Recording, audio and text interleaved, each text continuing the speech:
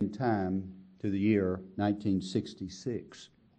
Vietnam was just beginning to become the cauldron of fire and division that it became. President Johnson was groping for answers and struggling with a hesitant and unsure Congress in implementing the recent milestones in the civil rights battles. The cities were growing restless in America. Leaders became cautious, and a sense of paralysis had set in. Divisions grew, and loyalties were questioned, and patriotisms were challenged. Hanoi, Ho Chi Minh, Saigon, these were all new words in our vocabulary. And a few blocks from here, just a very few blocks, there was a young student at Georgetown. He was 20. He was from Arkansas. The crunch of financial crisis had closed in, and a young Bill Clinton sat down one night in desperation. And he sat down and wrote a letter. He spilled out his heart to a famous man he had only read about and briefly met. "I need a job, Senator Fulbright," he wrote to his Arkansas senator. And a few days later, the administrative assistant, Lee Williams, who is with us in this audience today, and I don't know where Lee is, but there he is, Lee. Lee Williams called the student, the young student, Bill Clinton, and said, "Bill, you just don't get it. You don't understand. We only have 2 job openings in this whole operation, and they're only part-time positions." Bill Clinton responded, "Good, Lee, I'll take both of them."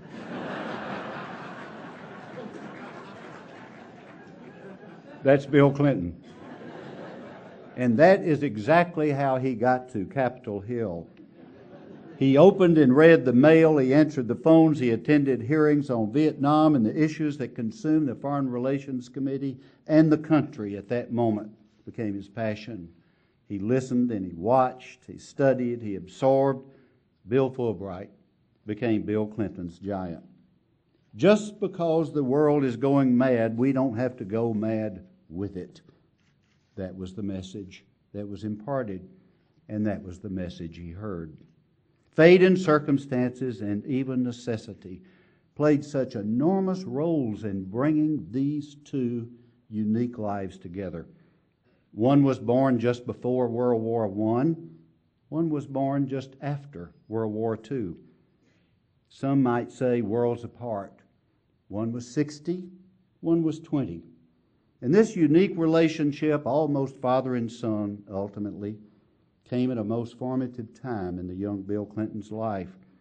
Hyper-curious, the inquisitive mind of a potential Rhodes Scholar, and the passions of a young idealist, determined to forge a better world, were bonded together and set in stone, and a life of public service was launched like a rocket.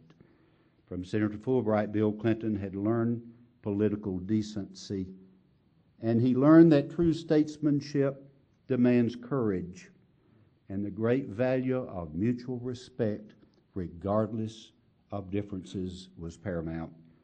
When Senator Fulbright warned all of us in our country and in our world so wisely of the arrogance of power, someday a President Clinton would ultimately demonstrate to us all the proper use of that power.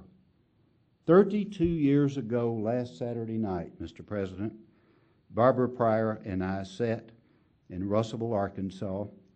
We watched you as a young law professor make your way up to the podium to make your first political speech as you announced for Congress. 1974, Russellville, Arkansas, the Arkansas Tech Dining Hall, a Democratic supper. In his allocated 2 minutes, Bill Clinton made 5 quick points I will never forget. 1, enlarge the circle of opportunity, fight injustice, remove the shackles that imprison the mind. Listen, and listen well to one another, and stand in the shoes of others. For over 3 decades now, William Jefferson Clinton, our nation's 42nd president, still gives that same message. And in the far corners and reaches of this world, his voice and his passion and his cry for reason become even stronger each day. It's an honor to come from a small state so far from here, insular, that has produced two of the world's great citizens. Senator Fulbright must be looking down at this moment with a big, big smile on his face. Thank you.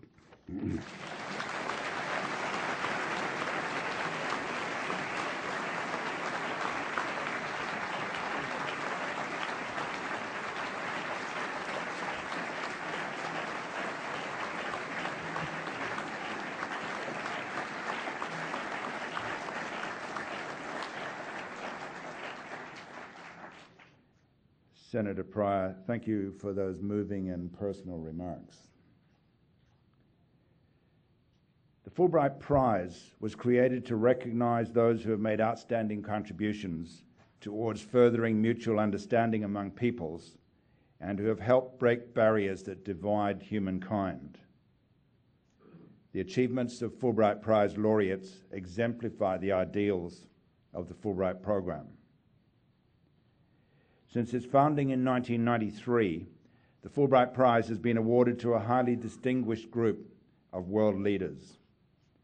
Early laureates included South African President Nelson Mandela and President Jimmy Carter, and more recently the Fulbright Prize honored UN Secretary General Kofi Annan, whose moving tribute we just heard.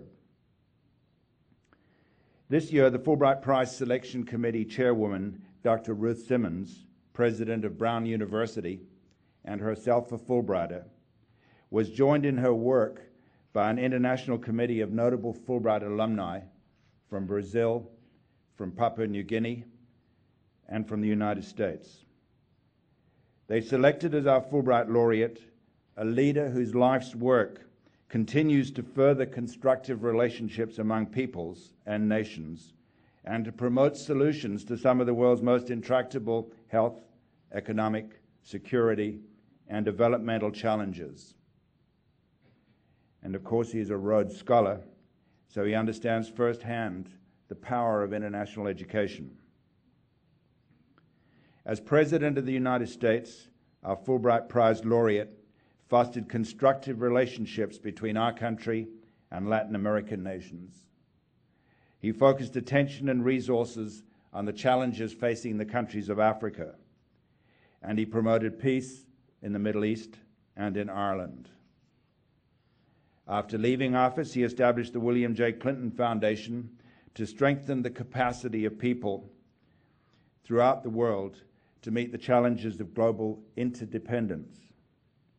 His foundation works to improve health security with an emphasis on HIV/AIDS prevention and treatment, to encourage economic empowerment, to develop leadership and citizen service, and to promote racial, ethnic, and religious reconciliation. His leadership and service continue to make a difference throughout the world.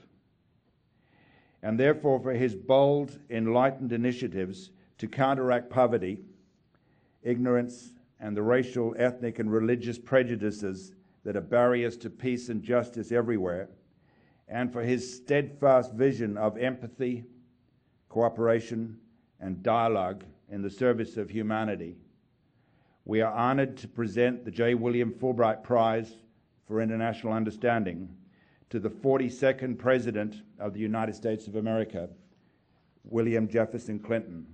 Please join us in congratulating President Clinton on his achievements and welcoming him to the podium.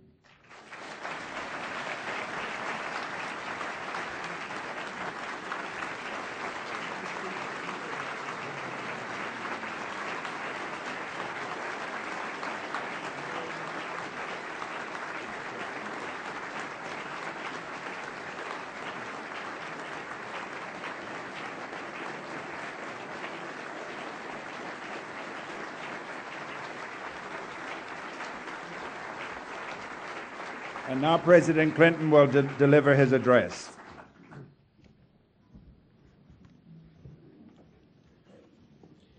Thank you very much, Dr. Fenton May, Mr. Cato.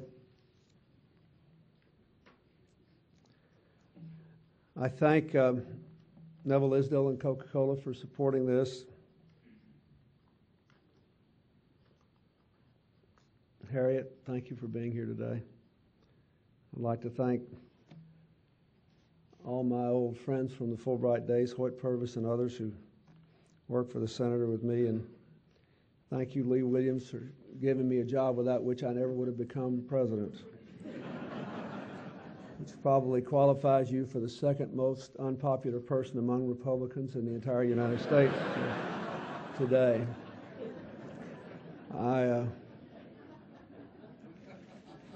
I'd like to thank you.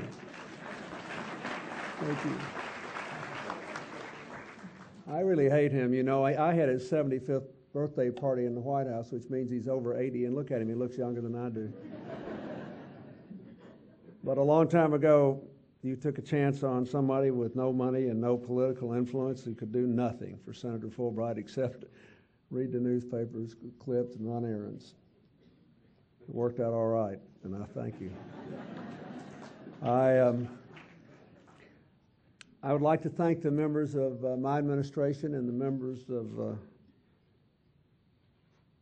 my circle of friends for coming today, including people from around the world. And I want to thank especially Madeleine Albright and David Pryor for what they said. And Secretary Albright did a great job for us, and not only at the State Department, but already at the United Nations. She was the first woman Secretary of State in our American history, and apparently we're about to make it a habit, which is not a bad thing.